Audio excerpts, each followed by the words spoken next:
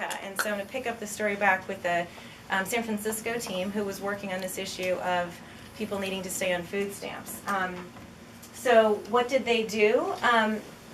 When they found that people were falling off the rolls, they tried a number of interventions and eventually found that the thing that moved the needle at least a little bit was just to text message people before they fell off the rolls, saying your CalFresh benefits may stop at the end of this month. Questions, call us. You can call directly. And that most of the time people were able to call, figure out what documentation was needed and not be dropped, and then not have to stand in the front of the line at the checkout counter. But the really interesting thing that happened was that Jake, who you saw in the first picture, decided to stick around. A number of our fellows stuck around for various reasons. Thank you, Chris. Jake happened to stick around wanting to work on this issue. Alan and Dave were two other fellows. The rest of these guys, and these are fellows from the current class of Cook-Merck fellows, and that's Rebecca in the middle. These guys all decided to just keep working on this project, or rather the top guys there mostly, just said, you know what, it's still a terrible experience if you're on food stamps. I was actually trying to recruit Jake to go work at the VA during this time as I was doing all this stuff with the VA, but he ended up getting this great job offer from a startup, and he called me and said, I don't want to take the job with a startup. I really, really want to keep fixing the problem for these people on food stamps. I said, well, I think you should do that. So Alan here decided to sign up and be on food stamps to have that experience. Oh, my slides are out of order. So I found out a bunch more things, that low-income families are waiting on hold for hundreds of hours every day trying to figure this stuff out. And if you have one of those cell phones, you probably don't have an unlimited plan, so that's really bad. They found out that welfare recipients are spending over $20 million a year at ATM fees in the state of California alone. When there's a cash benefit, they're actually losing some of that to ATM fees. And just generally that the experience of being on these things is so miserable. He talks about this is trying to fill out an application with a pencil that's too short on a wall that's not even. This is just indicative of the experience you have over and over. And I've borrowed these slides from his talk, so please credit them. And then, of course, because of that incredibly difficult application process that you just saw, there's 3.5 million people in California that are eligible for CalFresh but don't even get it. So here's some of the things that they did. Remember this application process for CalFresh? I'm going to let it play out. No, I'm not even going to let it play all the way through. Try this one instead. No, come on. You can do it. Is this a little bit better? Yeah. That's all on a smartphone, not on a, boom, you're done. You can do that on a smartphone. You don't have to be on a web browser. Let's see what I have next. This is trying to, remember how hard it was to see where you could spend your EBT? That's a little quicker. Let me see what the next one is. Oh, so this is when you don't know what your balance is. Just text your EBT card number and it'll tell you how much you've got on it. So you can check that really easily. And then this is a great one. I think it's got audio so you can't actually see it. But instead of calling and staying on hold, they did a really simple hack where if you text in your cell phone number, it will actually call the office. Oh, yes, it's ringing. Call the office for you, wait online for you, and then call you back when there's someone to talk to you. So you save all of those minutes. Really simple. And what I love about this is, so Jake and the other fellows were doing all of this work now outside of the context of our fellowship program. They were not officially then partnered with the city and county of San Francisco. But in all of these cases, Jake would tell Leo O'Farrell, who runs HSA over in San Francisco, I've done this thing, and Leo, is it okay? I mean, something you could do about it. And Leo's like, I love it. The only thing is, I need to be the voice on that app so that when the caseworker picks up the phone and there's no one on the line, they need to hear my voice say, hold the line, this is Leo O'Farrell, hold the line, I have a client who would like to speak with you. So he ended up doing the recording so that the caseworkers wouldn't hang up when a client was calling in using this system. These four little teeny things that are not expensive or difficult technologies have sort of, for that team added up to a somewhat better experience if you're on food stamps. And the reason I talk about this is that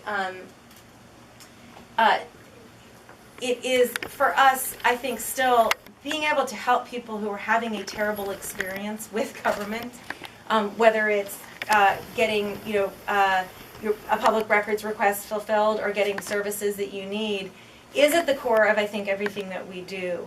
And what we're trying to do is get deeper and deeper into this work and have a bigger and bigger impact.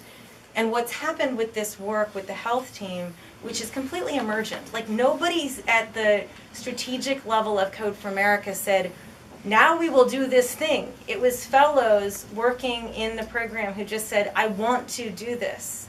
But what happened because they did it is that the state of California has now asked us to come and work on that CalWIN process that you saw. Now behind CalWIN is a very large, very outdated system. The state has a $500 million 10-year contract to maintain. The system is written in COBOL. So this is not easy, but you go from thinking about these little hacks on the system that might make a difference for the user, but at the end of the day don't change how the system actually works, to saying, but you know what that is? That's bait. That's bait for us to be able to do something bigger that will make government work, as we say, for the people, by the people, at a reasonable cost in the 21st century. And I think it has really, I think, continued to be sort of the heart and soul of what we do. We're just trying to sort of take it to the next step. So the health, we have talked a lot recently about this new strategy for Code for America. It's not that new, really. But what we're saying is we can't continue to do everything if we're going to go deep. If we're going to get in to be able to look at those $500 million COBOL systems ever and really create that deeper change, we need to, as an organization, have some areas of focus where we really invest and say, back to that photo of Rebecca and all those folks, that's a team of people working on health stuff across Code for America. So our three focus areas for the coming year are health, which I've described in great detail, economic development, in which we have a great footprint. Fellows in 2012 worked on Open Counter, which streamlines the business permitting process for small businesses. There's now a startup doing both that and streamlining zoning for small businesses in cities around the country. We did work in Kansas City, in San Juan, Puerto Rico, with similar things, sort of streamlining, what are they called? Incentives for businesses, things like that. But now we want to take that work further, especially again driven by the world that we see around us every day in San Francisco and Oakland, where you see economic boom happening particularly from the tech industry, but it doesn't benefit everyone. It's benefiting only some of us. So how can we have economic development that benefits the larger community? And then our third focus area for the next year is on public safety and criminal justice, where there is enormous amount of low-hanging fruit in terms of using better data, using data to make better decisions about how we police and how we run a just criminal justice system. We're holding far too many people before they're tried with terrible consequences, both to their families and, of course, to the costs of government. We're not putting people in alternatives to incarceration when we should be. We're not policing the way that we could be, and we think that we can bring data to bear on that. So I hope that somewhat explains, I think, from a pretty emotional place about why we've chosen to make these investments and focusing in these areas. It doesn't mean that everything in the Code for America network needs to be in one of those pillars in order to be relevant. We feel that the work of the brigades around the country is the most powerful thing that's going on in this space by far, and that the way that we want to continue to work with brigades is to connect and support, but also increasingly probably to invite brigades to work on things where we can see that there's a great outcome. But it will not be a process of trying to make brigades do any particular one thing, but more to invite them. And we think that just adds up to a world in which government can work for the people and by the people in the 21st century, but nobody's going to do it for us. So with that, I hope that describes a little bit where we are and where we're going, and I would love to take questions.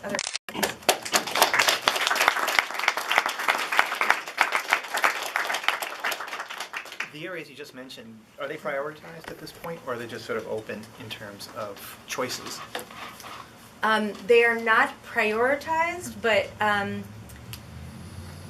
to be sort of practical about what it actually means to focus in those areas, our city partners for 2015 through the fellowship program do fall into one of those three categories by and large. So that's what we mean by sort of focus. A lot of our energy still goes into the fellowship, despite all the other programs and the value of them. This is not a priority, but the health work is simply more mature because we were able to get a grant from the California Healthcare Foundation to hire Rebecca Coleus, who is our focus area lead. So we've had someone on staff who's been able to sort of create the space for Jake and Dave and Alan and the fellows that worked with Long Beach, California this year, that has been allowed us to do things like go to Sacramento and have a meeting about Calwin. So that's just further along, but all the other focus areas will, I think, in the coming year, have similar weight because we've got similar numbers of cities working in those areas. I'd like to hear more about the EBT near me because I worked on a similar project a few years ago, and actually it doesn't seem to be resolving on my phone. But let me tell them. But one of the things that we found was really valuable was, I mean, our research showed, yes, all the problems you pointed out are very real and very immediate for a lot of people, and they're also on usually Android phones. And, right. Develop a web app, not an app anyway. Yeah. All that stuff. But we found really empowering, but also really important, was just knowing where the places that accept EBT was not that helpful, because so many of them are gas stations, right. So many of them are liquor stores, right. And there's no qualitative information on this. Yep. And so we added kind of a Yelp-like review thing into it, and I think I tweeted with the founder of that guy once, and he said, "Oh," and our discussion didn't continue on that, but I can show you off. I'm not doing the talking part of it. Yeah, in fact, one of the fellowship projects or like sort of side projects at a hackathon, it actually won a hackathon in 2011, was called Snap Fresh. No, that's us. That's you. That was us. We got second or third or something. Was this the one that in Alameda County that prioritized places that sold produce? Yep. Yes. Okay, I'm telling you about yourself. Great. So the problem was, if you did through trial and error, because you're having 2 jobs, 3 jobs, you're going on public transit, you find a place that's worthwhile, you're the only person with that information. How can you share that data, or also share the data of this guy's ripping you off, there's just wilted food here. Yeah. Yeah, there's some high school kids want it, you know.